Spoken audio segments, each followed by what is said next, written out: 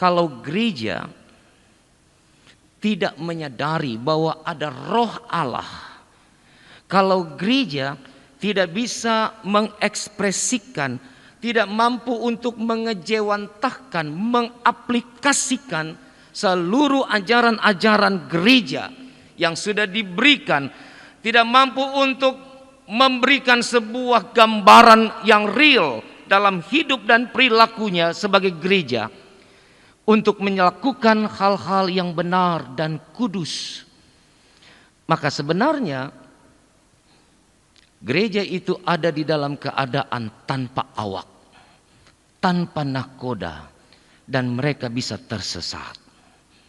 Maka kalau saudara pernah dengar kata memanusiakan manusia, itu humanis. Bagaimana orang bisa memanusiakan manusia? Bagaimana seseorang bisa punya nilai di dalam pikiran dan hatinya untuk menempatkan orang lain dalam konsep yang benar? Itu humanis. Nah, kalau Paulus disebut sebagai pemimpin yang humanis, maka sebenarnya 2 Korintus ini mau bilang bahwa Paulus itu tidak pernah berpikir untuk dirinya sebagai pemimpin. Paulus tidak pernah subjektif terhadap pelayanan, bahwa ini karena saya, ini karena aku. Tanpa aku semuanya tidak jalan.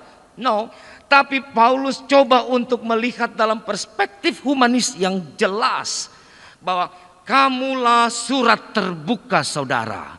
Kamulah gambar Allah yang nampak di dalam kehidupan orang lain.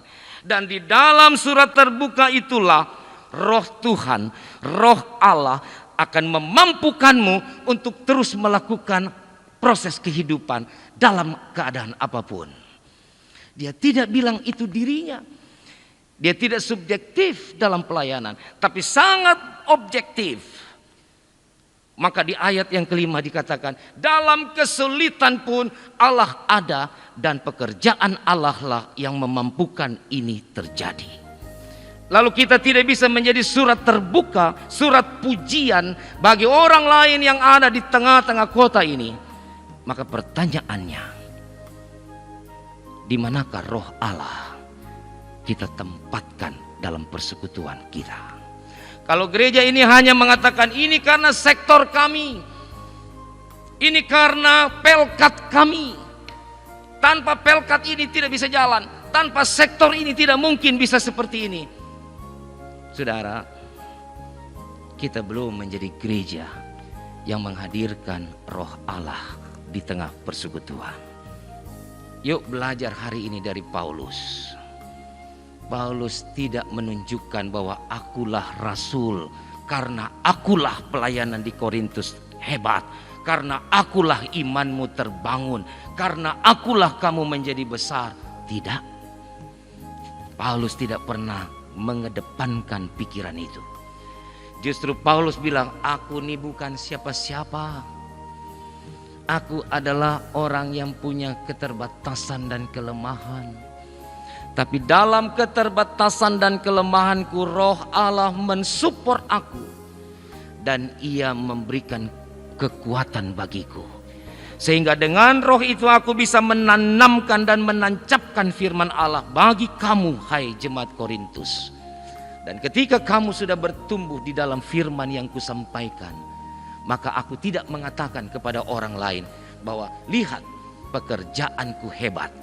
Tapi aku mengatakan, lihatlah pekerjaan Allah yang membuat mereka bertumbuh dalam iman. Hentikanlah semua konsep dan pikiran-pikiran primordialisme kita. Mari menjadi manusia yang humanis. Manusia-manusia yang memberi nilai kemanusiaan kepada orang lain. Manusia-manusia yang bisa menjadi pribadi-pribadi yang mengedepankan kepentingan orang lain dan apalagi kepentingan Tuhan di dalam gereja ini.